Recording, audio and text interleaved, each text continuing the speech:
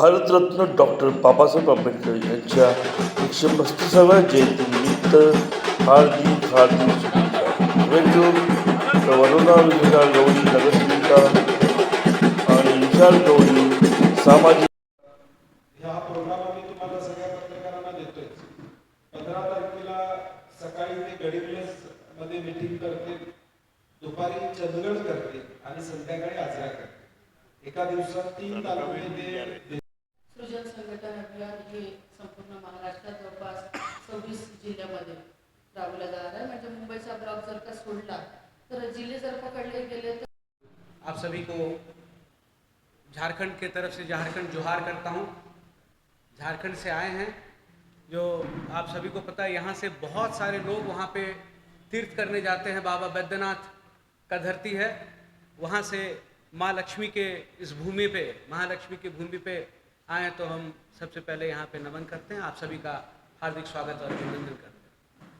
साथियों, ये अभी सचिन जी ने और मैडम खासदार जी ने सब बताया आपके सामने में क्या ये अभियान का वजह है, कैसे ये अभियान शुरू हुआ है.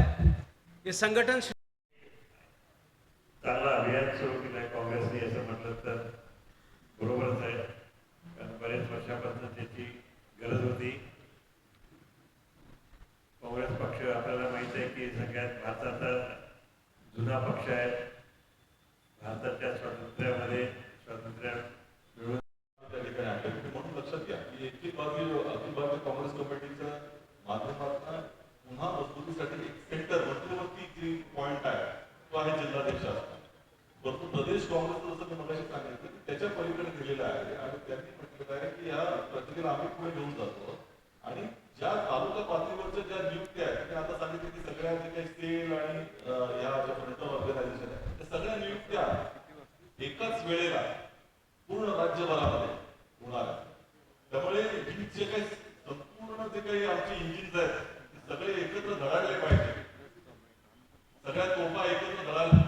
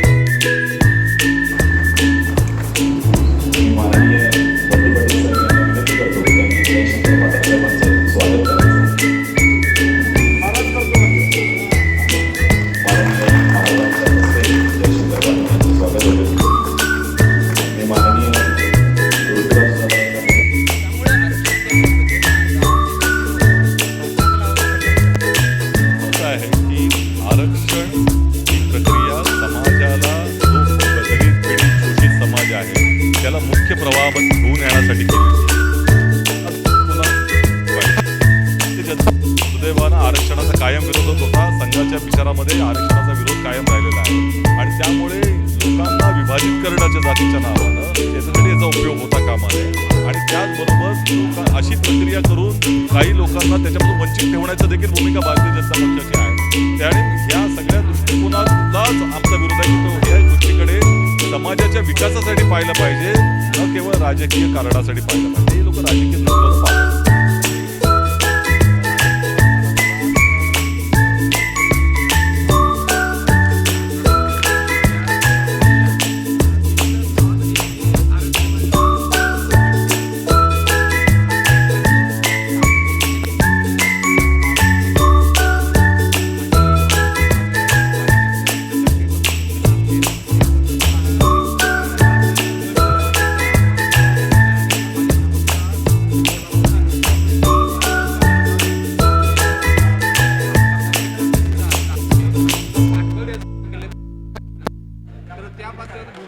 निश्चितपणे या प्रकाराची चौकशी झाली पाहिजे. याचं कारण असं की ह्या माध्यमातून अशा तऱ्हेची फसवणूक करून जर कोण त्या ठिकाणी निवडून येणार असेल तर ही समाजाचीच नव्हे, या राज्याचीच फसवणूक आहे, देशाची फसवणूक आहे.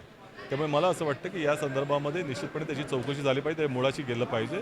आणि हे काही कसे दाखले आले, हे काय रॅकेट आहे का? एके ठिकाणी ते किरीट सोमय्या जाऊन बर्थ सर्टिफिकेट जे आहेत ह्यांच्या सरकारने दिलेले शोधतायत, हे का नाही शोधत आहेत? हाही त्या ठिकाणी